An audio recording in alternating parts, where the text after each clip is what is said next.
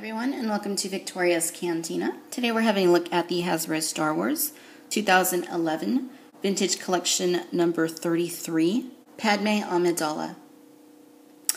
This review was requested by the 101 Genko, who asked if I could review a Padme Amidala figure, and I opted to go with one of the ones that I feel is one of the better ones in the Star Wars line, which is this one here, based off her look in Attack of the Clones. Padme figures seem to be hit and miss. There's been a lot of them over the years. It's a bit simplistic, but it's also, quite regal looking, and I think they did a nice job, with their sculpt work and paint and accessories.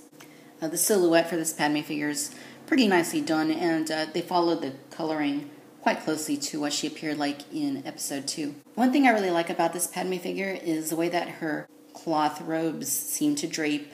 The cloth bits are not baggy. They're cut pretty nicely, and they don't overwhelm the figure like we tend to see on many soft goods figures. It's done really nicely here. The material that they used, it just drapes really nicely on her, so I'm pretty happy with the way that turned out. Give you a close-up here of the head.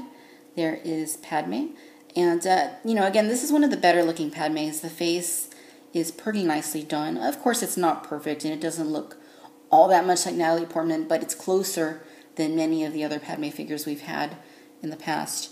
Her headdress here does come off, and that's what she looks like underneath. Her head is sculpted to the scarf, as one singular piece. And give you a look at the back of it. And of course, you can put her other accessory on her head like that, which is just, that other headpiece there. And that looks pretty nice too. I don't think it looks quite as nice as the other one though.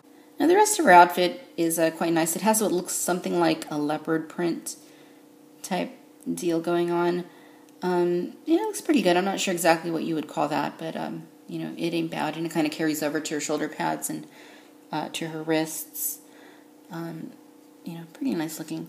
Again, very nicely cut soft goods bit there. Inside there's not a whole lot going on either. It's just kind of her two legs. And I believe those may be one piece as well. Yeah, it seems like it. So she's clearly wearing boots. They kind of look like witch's boots, actually. But, given the nature of this design, she doesn't really need her legs to be able to move. In the way of articulation, Padme has a ball hinge at the head. Of course, it's not really going to move a whole lot because of the scarf. She has hinges at the shoulders, hinges at the elbows, rotations at the wrists, and a rotation there at the waist. And that's all you get with this Padme. Alright, so I showed you the two headpieces that Padme has. The only other item that she comes with is a little blaster. And it's kind of the signature Padme blaster that she typically comes with. Pretty simple, but it's sculpted quite nicely. And one thing I've always liked about this gun is it looks a lot like a typical sci-fi ray gun type thing that you might visualize from the 50s or something.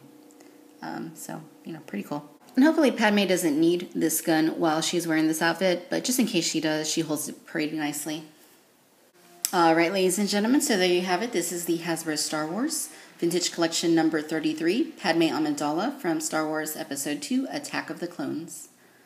All in all, I do think this is one of the better Padme Amidala figures that Hasbro has put out there. The Vintage Collection brought a lot of good stuff with it, and, this Padme figure is certainly quite nice. Sculpted very nicely, painted nicely, very clean paint, actually. The soft goods works really well with this figure, and the way that they gave her two headpieces is, quite nice, and the blaster, of course. It has a very, medieval type look to it. It's almost kind of Game of Thrones-ish, and I quite like it. It's definitely not one of the best figures Hasbro has put forth, but in terms of Padmes, I think it is one of the better ones. If you have any Star Wars characters you would like to see reviewed, we are accepting reviews, and we are very happy to do them for you. Just let me know down in the comments what you want to see, and I will get it done for you.